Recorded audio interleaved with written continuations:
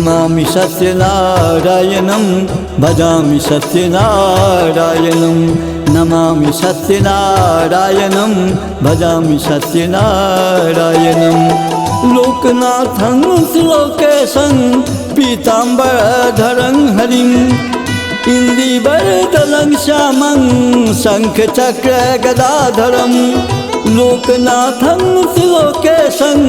पीताम्बरधरं हरिं इन्दीवरदलं श्यामं शङ्खचक्रगदाधरं गोविन्दं गोकुलानन्दं नरसिंहं दैत्यसूदनं नमामि सत्यनारायणं भजामि सत्यनारायणं नमामि सत्यनारायणं भजामि सत्यनारायणं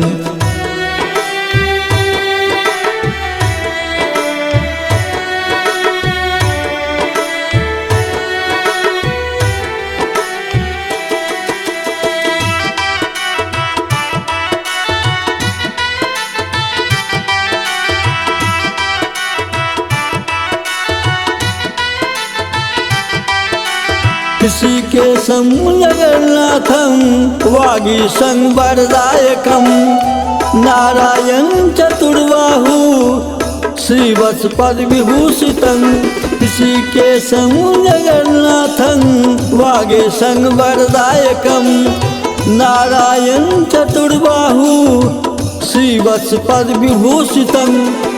जनार्दनं जनार्दनं गोविन्दं गरुडध्वजं जनार्दनं जनानन्दं गोविन्दं गरुडध्वजं नमामि सत्यनारायणं भजामि सत्यनारायणं नमामि सत्यनारायणं भजामि सत्यनारायणं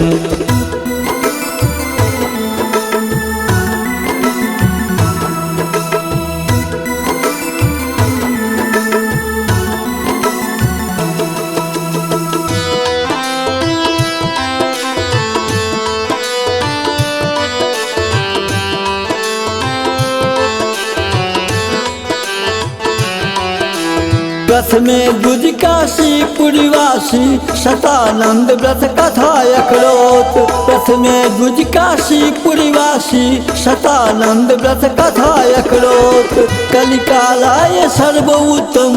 व्रत कथा सत्यनारायणं कलिकालाय सर्वोत्तम व्रत कथा सत्यनारायणं करोति बद्रे कांत ध्यानं करोतु मे कल्याण मंगलम करोतु बद्री कांत ध्यानं करोतु मे कल्याण मंगलम नमामि सत्यनारायणं भजामि सत्यनारायणं नमामि सत्यनारायणं भजामि सत्यनारायणं।